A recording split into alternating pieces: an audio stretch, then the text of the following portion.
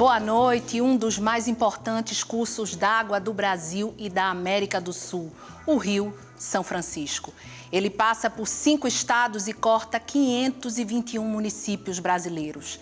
Sua importância econômica, social e cultural é incontestável. Mas como anda o Velho Chico?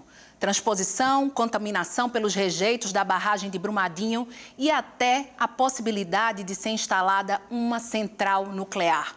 Esses são temas que navegam por este rio e que serão debatidos no Opinião Pernambuco de hoje, que vai abordar o atual cenário do Rio São Francisco. São nossos convidados: João Suassuna, pesquisador da Fundage e especialista em convivência com o semiárido; João Valadares, jornalista; e Heitor Scalambrini, membro da Articulação Antinuclear Brasileira e professor aposentado da UFPE. Você pode participar enviando perguntas para o número do WhatsApp. Anote aí, 81988307098. Não se esqueça de colocar seu nome e local onde mora no início da mensagem. Este programa também está sendo exibido pela internet no endereço fpe.br/NTVRU e no aplicativo UFPE Play.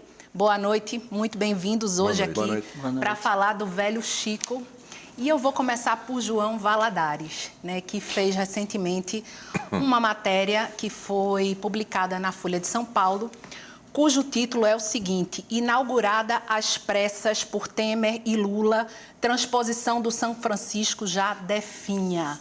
É isso mesmo, João, que você viu por lá? O que a gente percebeu é o seguinte: primeiro, foi inaugurada por Temer, oficialmente, e depois, é importante o contexto, o ex-presidente Lula fez uma inauguração simbólica, com a ex-presidente Dilma lá. O que a gente fez, a gente percorreu um trecho que vai ali de Sertânia até Monteiro, um trecho de 37 quilômetros, que a gente percorreu detalhadamente. O que acontece? A transposição é uma obra que foi feita para estar com água, Sim. Evidentemente. Então, houve um problema, e aí as pessoas, os especialistas que eu vi, relatam atropelos técnicos na obra, e o prazo político, às vezes, engole as questões técnicas. Então, se coloca isso, que a transposição não era para ter sido ativada naquele momento, naquele estado. Então, há uma decorrência de coisas. O projeto não está concluído, a gente não tem sequer a questão da drenagem lá. O sistema operacional de segurança também não está instalado, as bombas não estão funcionando na sua... como é que é para funcionar, tem metade das bombas.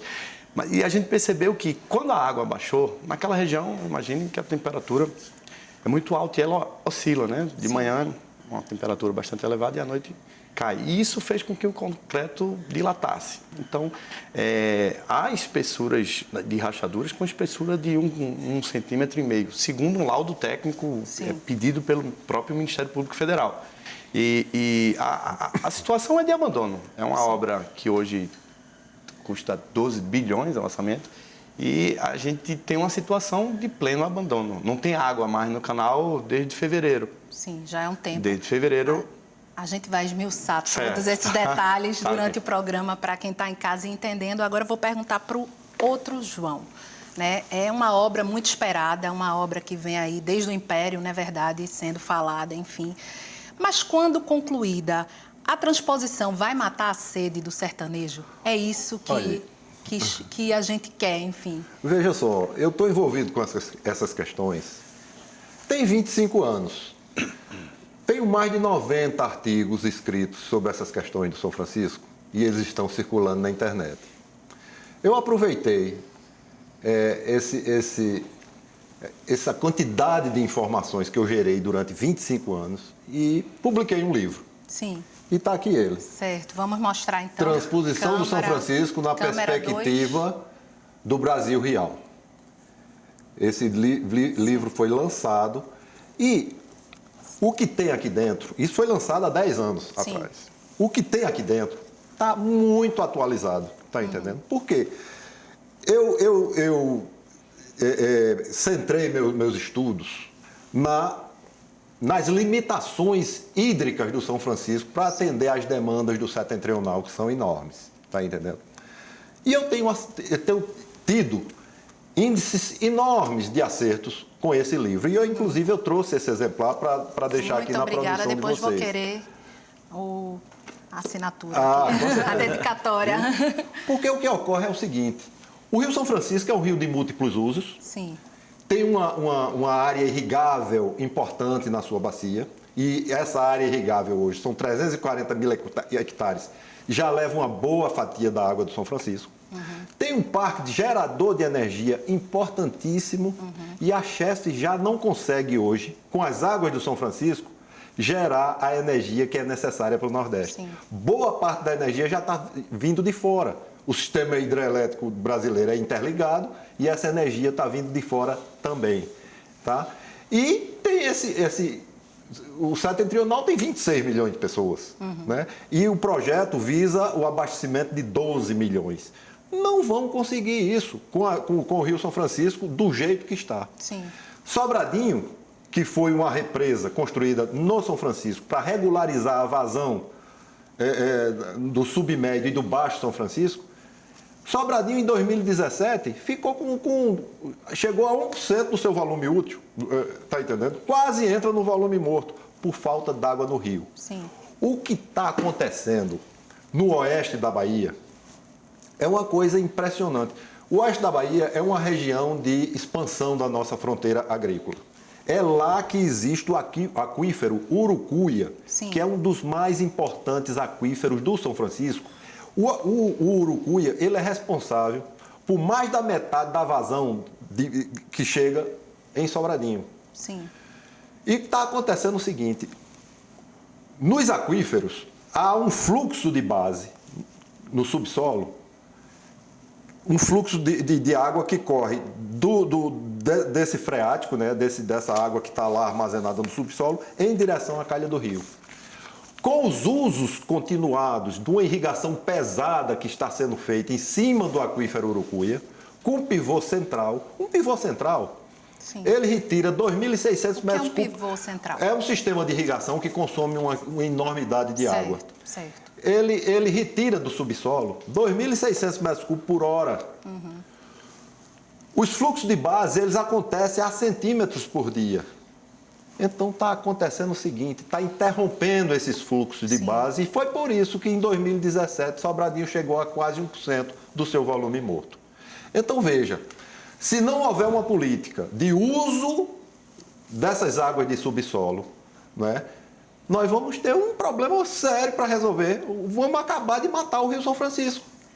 Heitor, continuando aí essa fala, né, que é uma fala bem potente, muito séria, essas questões ambientais, que eu também acho que devem estar envolvidas, né, como é que estão sendo tratadas em relação à transposição? E aí, quando eu falo questões ambientais, desmatamento da mata ciliar, erosão, assoreamento, enfim, foram tomadas as devidas medidas para que isso fosse mitigado? Na verdade, houve muitas promessas, não é? Ou seja, nós não podemos esquecer que havia, na época, quando se decidiu pela transposição, uma outra proposta paralela no sentido de levar água, né, a uma população que é uma população difusa, né? Ou seja, era a proposta da própria Agência Nacional da Água, né? Então, muitos foram contrários, né? Acho que nós incluímos nessa questão pela transposição. Sim. Nós acreditávamos naquela época que, pelas características de habitação das pessoas aqui no Nordeste, a proposta da ANA, que era, do ponto de vista econômico e do ponto de vista técnico, muito mais viável, né? Lamentavelmente, ela não ocorreu. Mas agora, apesar de todas essas questões que se colocam, eu acho que uma questão fundamental que está acontecendo agora é a questão das mudanças climáticas, não é? Ou seja, tudo que está ocorrendo hoje no mundo, não é? Esse é um problema maior para a humanidade, né? Nós não sabemos o que vai acontecer, apesar dos acordos serem assinados entre as nações, tudo, a gente vê que a cada ano nós batemos recordes, né, da temperatura média da Terra. A cada ano nós temos mais e mais temperaturas, ou seja, os acordos estão sendo insuficientes. E, com certeza, a vulnerabilidade dessa região e também do rio é muito grande. Então, está sendo influenciado, não é, também por isso. Esse é um aspecto muito importante que cada vez mais devemos nos conscientizar né, da importância que se tem hoje, né, nessa questão do aquecimento global, da questão das mudanças, e com certeza o Rio São Francisco, como você bem chamou, o velho Chico, está sofrendo também essas consequências aí por todos esses fatores que você acabou de mencionar. Agora vamos voltar para o que João Valadares viu lá na matéria dele. O eixo leste está sem água há 5 meses. Tá jamais, né? Tá desde fevereiro. Desde fevereiro. Foi desligado. Sim. Por uma iminência de um problema, foi detectado um possível problema em uma barragem. Então o governo federal desligou e sem água a obra deteriorou. Sim. É isso que a gente mostrou. Sim. Antes ela, na verdade, Campina Grande foi já abastecida por essa água quando foi e salvou Campina Grande. Sim. E 18 cidades ali, né, em 2017. Em 2018 a gente teve um período rigoroso de inverno que foi bom, encheu lá eu estava conversando com o professor aqui, Boqueirão, sim, que estava no volume morto e deu uma aumentada. Mas o que impressiona é o estado, porque a gente falando com a foto, mas o estado em que a obra está.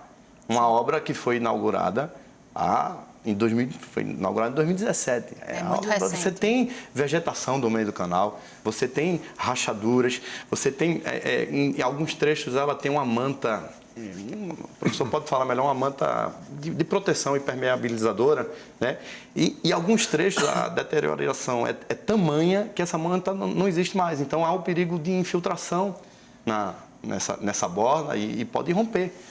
Há laudos, inclusive laudos técnicos sobre isso. O laudo do Ministério Público Federal, ele chega a questionar a qualidade, sim, do material. Eles fizeram uma perícia técnica e aí a gente vai entrar em outros problemas de execução da obra, enfim. Mas o que se coloca hoje é que a obra está nessa situação, chegou a essa situação de ter rachaduras, enfim. Os acessos, né, que são muito importantes, os acessos de veículo, né, manutenção, alguma coisa de emergência que precise. Os acessos são bloqueados, não tem um acesso. A obra não foi concluída. Sim. Né? A obra não foi concluída. Foi inaugurada, por isso a gente foi inaugurado às pressas aí para cumprir um prazo político. Uma coisa interessante que a gente tem que levantar aqui é o seguinte: gerou-se a expectativa do campinense, do habitante lá de Campina Grande, com relação à chegada dessas águas em Boqueirão de Cabaceiras. Muito bem. Mas agora essa água não está chegando mais. Não está chegando mais e o campinense não se apercebeu das dificuldades que eles vão ter para ter acesso à água dessa represa. Hoje, Boqueirão de Cabaceira está com 11% do seu volume útil apenas, está entendendo? E outra, botaram na cabeça que água é um bem natural infinito, então vamos gastar a bel prazer. Não pode ser encarado dessa forma. Ao contrário, a água é um bem natural finito, a sua busca tem que ser feita com muito planejamento e o seu uso com a parcimônia devida. Para você ter uma ideia que não existe gestão de recurso hídrico lá na Paraíba, existe uma represa chamada Acauã que está a jusante de Boqueirão. Ou seja, Boqueirão hoje abre suas comportas e essa água já chega em Acauã. E Acauã estava necessitada sim de água porque estava em volume morto. Sim. E Acauã atende a diversos municípios importantes ali do estado da Paraíba. Muito bem. Houve uma solicitação para Boqueirão de Cabaceiras socorrer Acauã. E eles fizeram isso. Mesmo sem a água do São Francisco entrando na represa, eles abriram a comporta aqui, 2 metros cúbicos por segundo durante 45 dias. A meta era transferir de Boqueirão para Acauã 20 milhões de metros cúbicos d'água. E isso foi feito. E é por isso que Boqueirão de Cabaceiras está com 11% do seu volume útil. Está entendendo? Sim. Agora, sabe para que foi isso? Estão construindo um projeto em Acauã de R$1 bilhão para pegar a água dessa represa e irrigar cana-de-açúcar no Brejo Paraibano. Sim, então...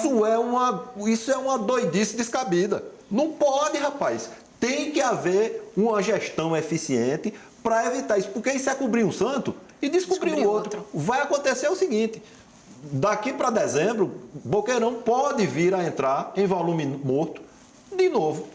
Vamos para o intervalo? Hoje conversamos sobre o atual cenário do Rio São Francisco. Voltamos já.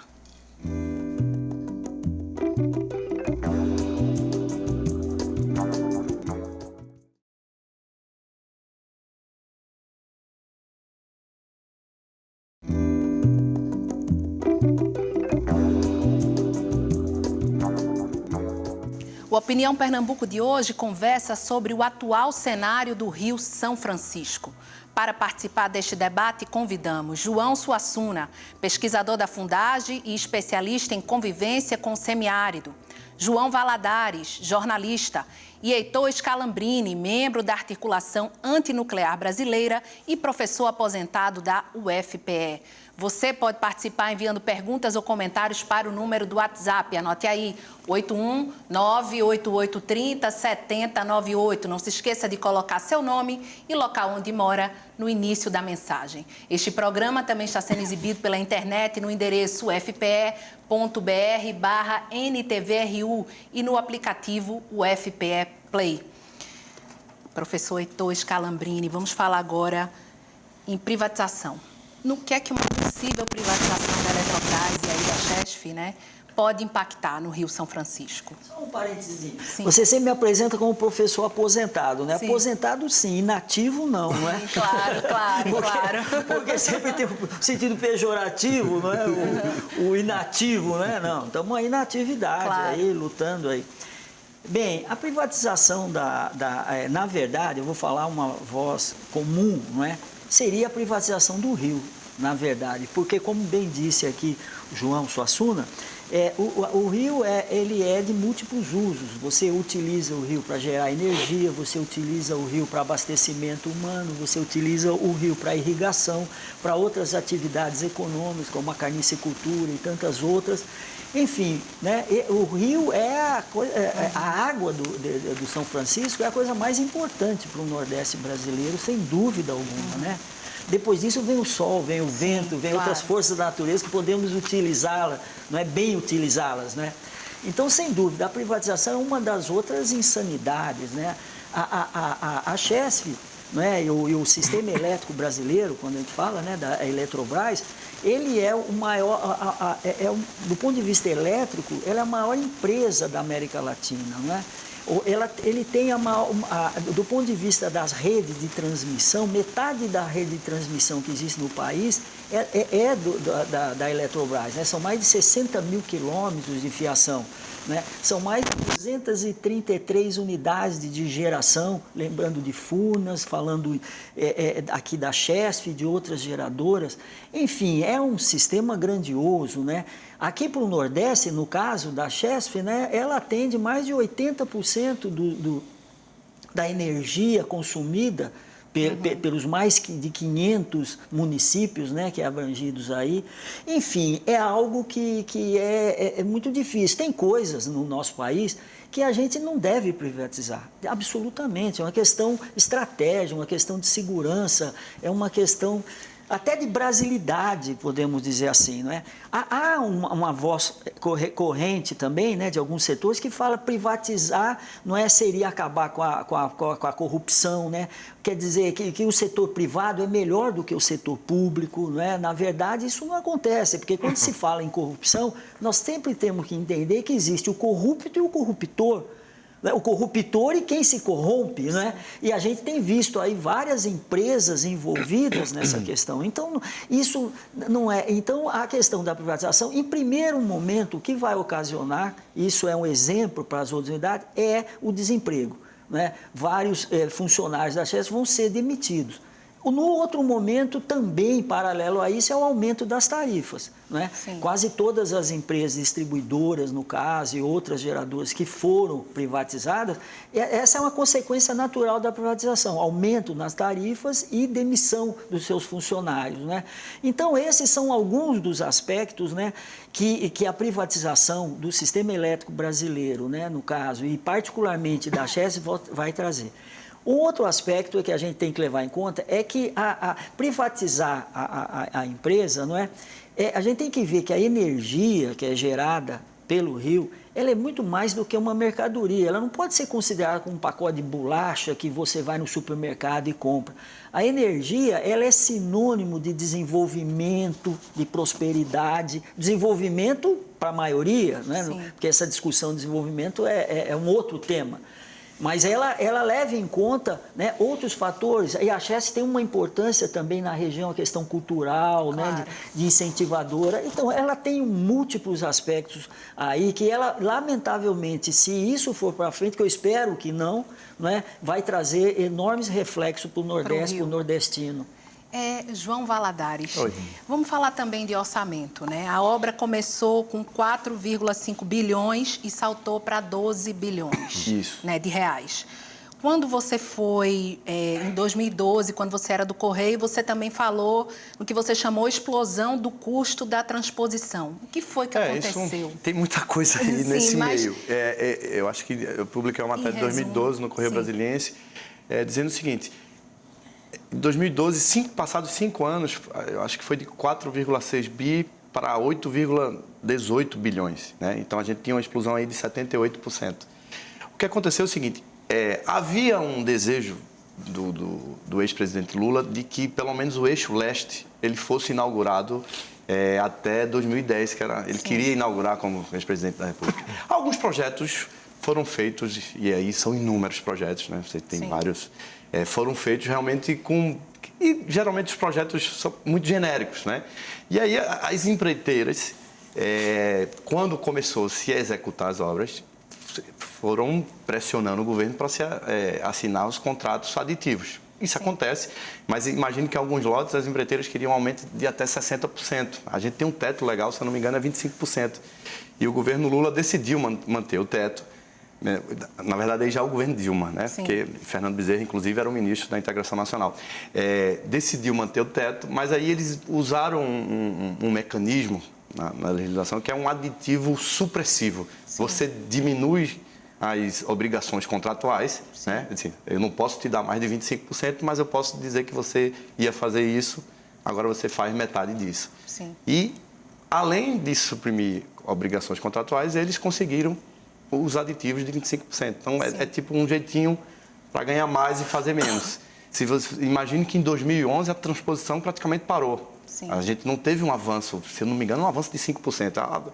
2011 foi um ano que não se avançou, porque foi justamente o ano em que as empreiteiras estavam fazendo os acordos com o governo federal. E aí ficou parado, né? Hoje a gente vê, e em alguns casos, inclusive, a gente tem um alvo, né, porque foi alvo de inquéritos, e Fernando Bezerra Coelho, né, há 2 semanas, há uma semana, uma das empresas ligadas, né, e que é exatamente esse trecho que se aponta a má qualidade, problemas de execução, a SA Paulista. Aí, né? Porque é um consórcio e são várias empresas, a OAS, enfim.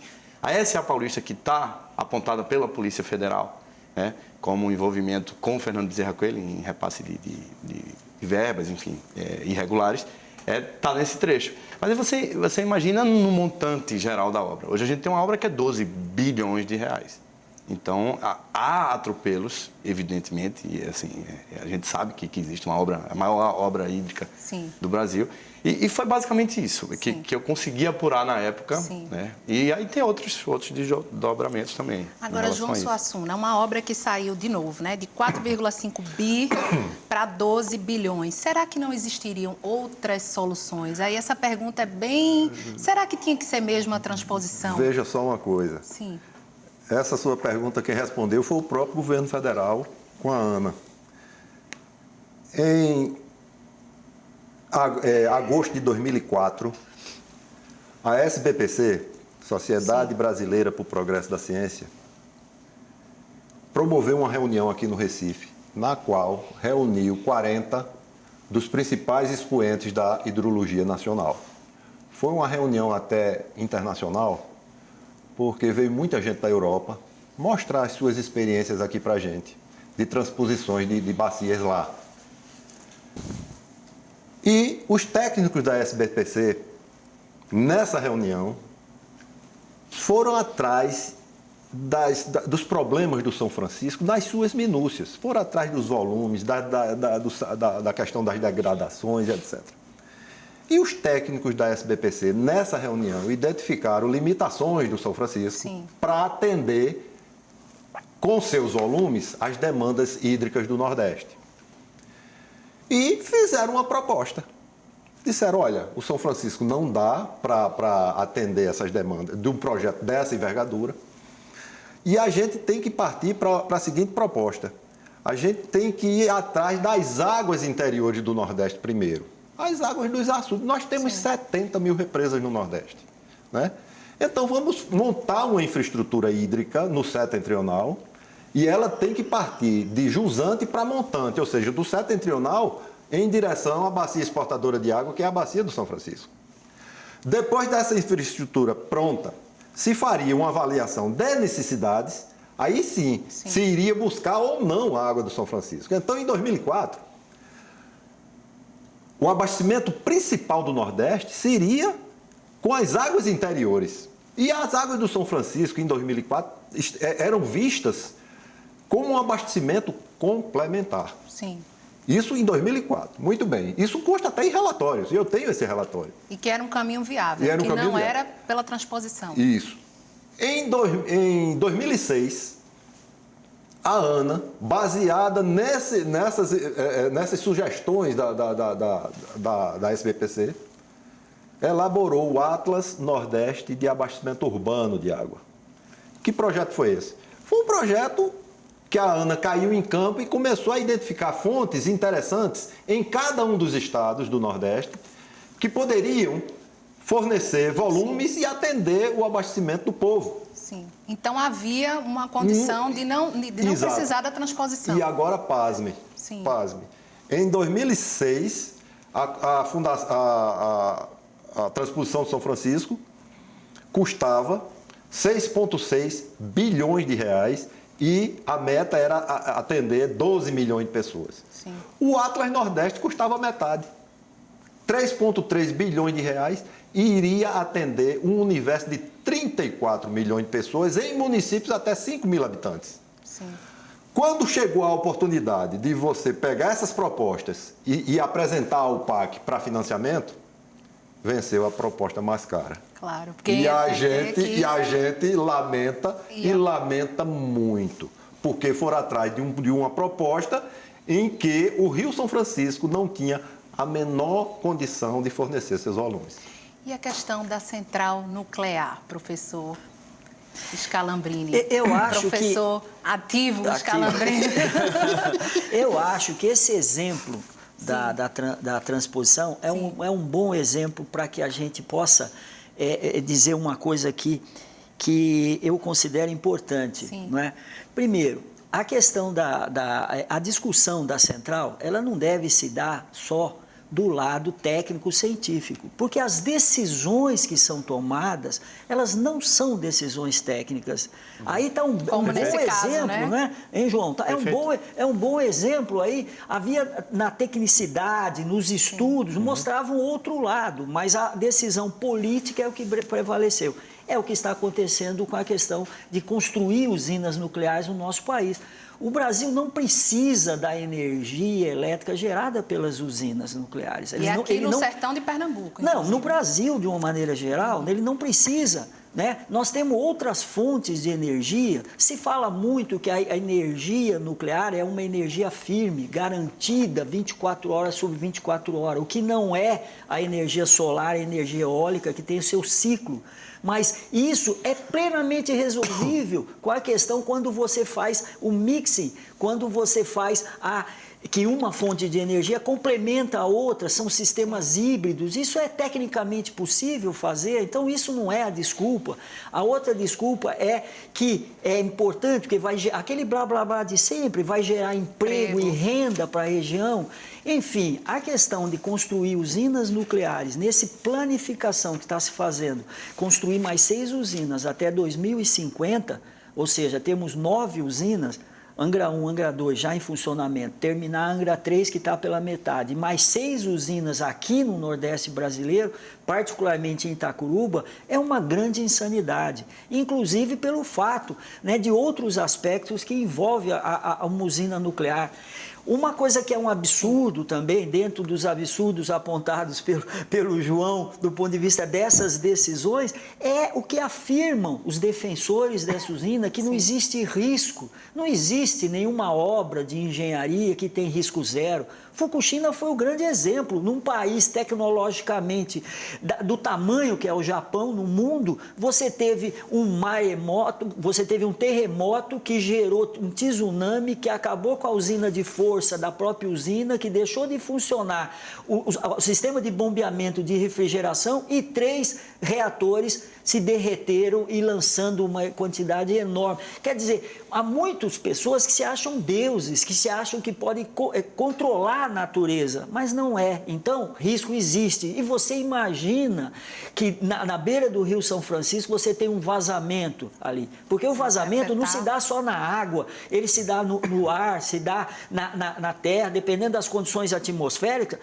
Chernobyl foi um bom exemplo, foi lá agora, Ucrânia, na antiga União Soviética, mas chegou em Portugal, 3.000 quilômetros os ventos levaram. Então, acidentes podem acontecer. É uma falácia falar que não gera o gás carbônico, que é uma energia apropriada. Vou ter só que interromper o senhor um minutinho para fazer outro intervalo. A gente volta rápido hoje conversando sobre o atual cenário do Rio São Francisco.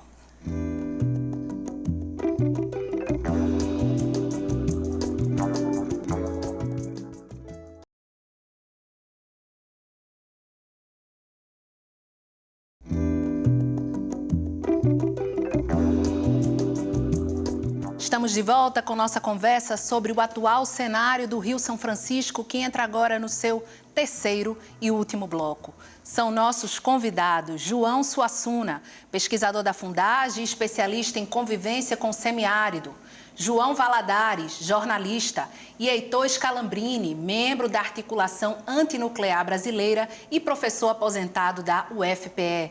Você pode participar enviando perguntas ou comentários para o número do WhatsApp, anote aí, 98830-7098. Não se esqueça de colocar seu nome e local onde mora no início da mensagem. João Valadares, agora, eu queria falar, no primeiro bloco lá, você citou rapidamente que havia um laudo técnico do Ministério Público, não é, que argumentava, inclusive, que a qualidade do material usado na transposição de São Francisco não era de qualidade. Sim, enfim, queria que você falasse sobre o que você apurou um pouco mais. A Procuradoria lá, Fique Monteiro, tem uma procuradora bastante atuante, né? A Paraíba, bastante atuante, inclusive nessa causa da transposição. Quando ocorreu esses problemas que o canal ficou esvaziado, que começou a chegar a denúncia de que a obra estava abandonada, isso mobilizou a região. Então, ela pediu para que fosse feito um laudo com o engenheiro e um laudo técnico. E o laudo aponta falhas técnicas na execução, né? O professor da Universidade lá da Paraíba, o Francisco Sarmento, ele tem uma tese muito dura em relação à questão do esvaziamento. Ele acha que a rachadura não é que ele não fala, mas ele tem certeza de que a rachadura é porque não tem água no canal. E é o que o professor também falou aqui, a gente estava falando da questão da temperatura. O laudo aponta falha na execução, que já é outra coisa, e questiona a qualidade do material.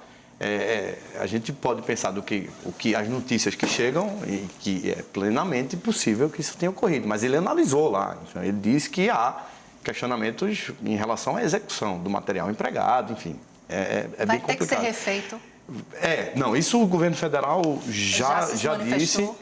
A empresa que fez esse trecho, o governo federal rompeu o contrato em abril, né? E vai ter que ser licitado. A gente está em 12 bi, isso daí vai crescer um pouco, porque há o risco, inclusive, se as águas voltarem, se for reaberto hoje, na situação que está, há um risco de rompimento em alguns lugares, por exemplo.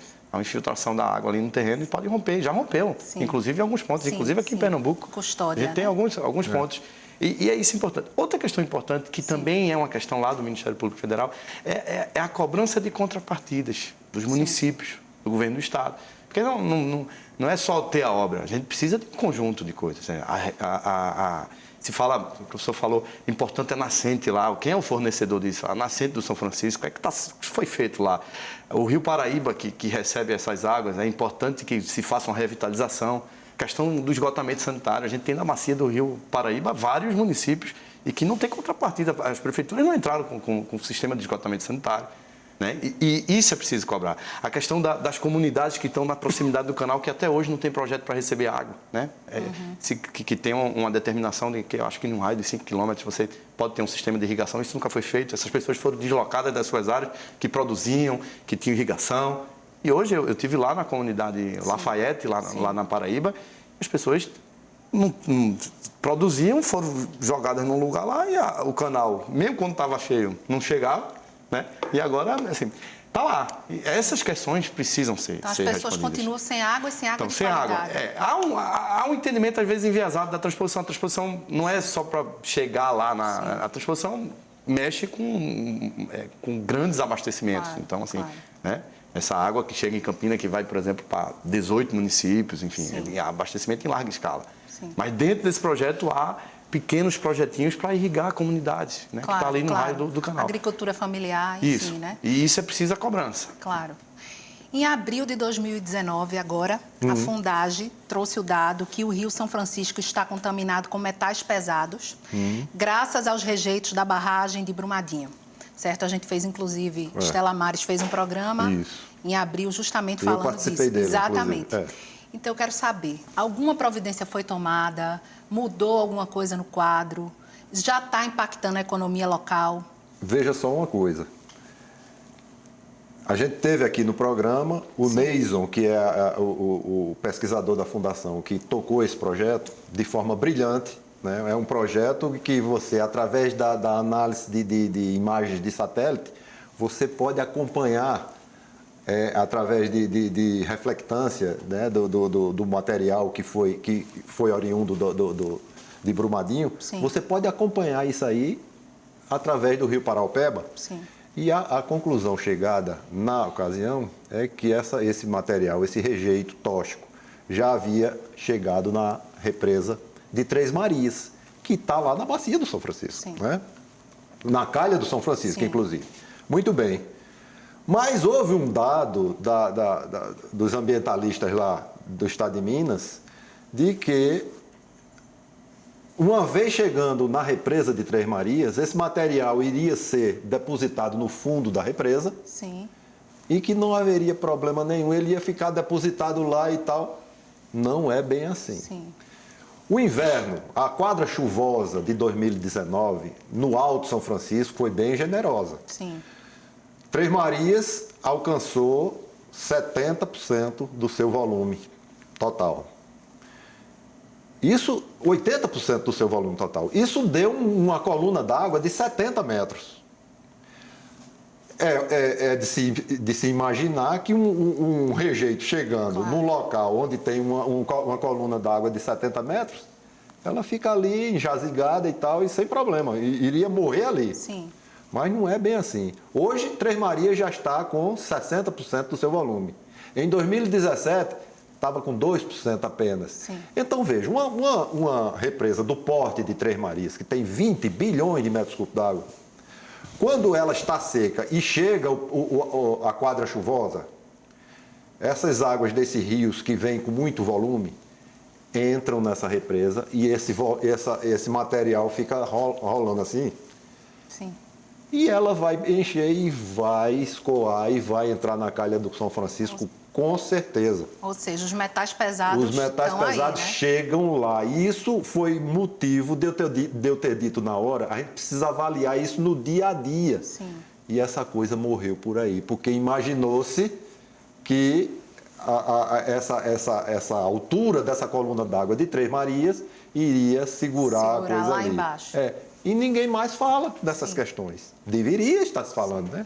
Então, vamos falar aqui, né? Vamos falar. Agora, Heitor, a gente estava falando da possibilidade, não é, da central nuclear, Mas a Constituição de Pernambuco não autoriza, né, isso, que se instale uma usina nuclear sem que antes sejam esgotadas as outras formas de energia, não é isso? Eólica, enfim, como é que a Constituição ela pode ser modificada? Exatamente, no seu artigo 216, da Constituição de 1989, né, a Constituição pernambucana, ela diz exatamente isso que você acaba de dizer. Sim. Só que agora, no dia 25 de setembro, o deputado estadual Alberto Feitosa, ele apresentou uma emenda a essa Constituição, modificando o artigo 216. Na verdade, essa modificação ela vai de encontro, né, à abertura do Estado para que as centrais nucleares sejam instaladas aqui. É claro que isso está num processo de discussão dentro da Assembleia Legislativa e que é muito importante que a população, de uma maneira geral, né, pergunte ao seu deputado o seu posicionamento, porque realmente é uma decisão que foi tomada que abre as portas para que essa central seja instalada aqui no município de Itacuruba, não é? Uhum. Por outro lado, como eu estava dizendo, né, os reflexos da instalação de uma usina é a questão do custo da energia. O custo da energia elétrica produzida por uma central nuclear hoje, ela é colocada a um preço de R$ 480 o megawatt-hora. Enquanto a produção de eletricidade pelas usinas eólicas, usina solar, pela própria hidroeletricidade, está em torno, aí, em média, da ordem de R$ 100 o megawatt, ou seja, é quase 5 vezes mais caro. E isso sendo implementado, obviamente, seria repassado ao consumidor, ou seja, pagaríamos mais caro. Um outro aspecto que é muito dito e repetido é que a energia nuclear é limpa, ou seja, ela não produz os chamados gases de efeito estufa. Isso é uma meia-verdade, porque se formos ver somente o funcionamento da usina em si, isso é verdade. Praticamente inexiste emissões de gás. Mas para que essa usina funcione, há todo um conjunto de indústrias para fazer o chamado combustível nuclear, não é? Para que funcione a usina, que vai desde a mineração, passando por vários processos, processamento, enriquecimento, enfim, e toda essa cadeia, né, produtiva aí, ela é altamente contaminante para o meio ambiente. Então, produz sim gás de efeito estufa. E um aspecto também que eu acho que deve ser mencionado são os interesses, né? Se pergunta muito a quem interessa a produção da energia de usinas nucleares aqui. Interessa a quem? A quem fabrica os equipamentos, às grandes construtoras, aos políticos, porque uma usina dessa, o preço que está estabelecido hoje é da ordem de 5 bilhões de dólares, 20 bilhões de reais uma usina. E, na verdade, a proposta é que sejam 6 usinas no complexo. 6 no Brasil todo? Não. Em Itacuruba. Só em Itacuruba. Só que em Itacuruba. Seriam 120 bilhões. E a gente sabe muito bem que esses preços, como foi dito aqui, temos exemplo da transposição, são preços quase que indicativos, porque aí vem os aditivos dos aditivos e aditivos, que na verdade acaba sendo uma fonte de corrupção. Tem tempo aí? Tenho tempo. Eu só queria ler uma pergunta de Maria Aparecida de Jaboatão. Boa noite, como fica a população ribeirinha? Se o senhor quiser falar, veja só uma coisa, exatamente com relação a isso. Ótimo. Pegando o gancho aí da usina nuclear que o Heitor colocou aí muito bem, eu participo de um fórum de defesa do São Francisco, eu sou membro de um fórum de defesa do São Francisco aqui, que quem coordena esse fórum é o Ministério Público. E nós fizemos uma audiência pública em Itacuruba para a discussão dessas questões da usina nuclear. Sim. 2012. 2012, exatamente. E, na época, estava todo mundo muito animado, porque estavam imaginando que a população de Itacuruba iria ter empregos na usina nuclear que ele citou, né? Que ele citou. E não vai. É uma coisa muito específica. Quem trabalha com energia atômica tem que ser capacitado para aquilo. E não vai ser a população de Itacuruba que vai solucionar esse problema. Tem uma pergunta direcionada para o senhor, então eu vou aproveitar e fazer logo. Silvana Moura, a pergunta é para João Suassuna. Transposição do São Francisco, qual o impacto no quesito ambiental? Acho que a gente falou pouco no começo, Veja só uma coisa, né? Numa ocasião dessa, eu fui convidado para fazer uma palestra em Cajazeiras, A Universidade Federal da Paraíba tem um campus avançado lá, de um curso de geografia. Sim. E eles me chamaram para fazer uma palestra sobre a transposição e eu fui. E eles me levaram para conhecer o canteiro de obras que fica em São José de Piranhas. É uma cidade que fica a 30 quilômetros de lá. E eu fui para lá para conhecer a obra, claro, mas eu queria conhecer o povo. Sim. Saber o que é que o povo estava achando da chegada das águas de São Francisco lá. E eu cheguei lá para um cidadão e disse, me diga uma coisa, como é que o senhor está vendo a chegada das águas aqui? Ele disse, olha, doutor, quem tem água tem tudo. Sim. Eu digo, homem, vá com calma, não é assim não. Ele disse, doutor, veja só uma coisa, o senhor está vendo aqui na frente da minha propriedade, esse baixio aqui? Eu digo, estou. Ele disse, é aí onde eu produzo as minhas coisas. É macaxeira, é milho, é feijão e tal. Eu tudo produzo aqui. Eu digo, sim, e aí? Ele disse, vamos construir uma represa. Aí eu digo, eita, submergiu a área fértil da propriedade do homem, né? Sim. Aí eu disse, e aí? Ele disse, o senhor está vendo aquela área ali em cima? Aí eu disse, tô.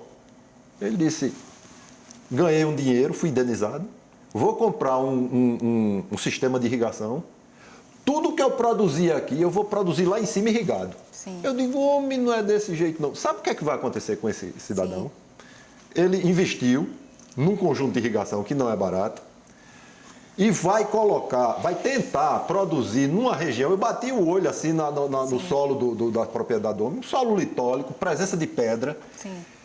dificílimo de ser drenado. Sim. Então ele vai levar as águas do São Francisco para uma região da propriedade dele, que a insolação lá é muito intensa, vai evaporar de forma muito intensa essa água de lá, e os traços de sais que existem na água vão ficar todos depositados no solo. E ele não vai conseguir drenar isso aí. Sim. Ele vai ter prejuízo. Salinizar a região dele, Sim. mas vai ser assim no estalar de dedo.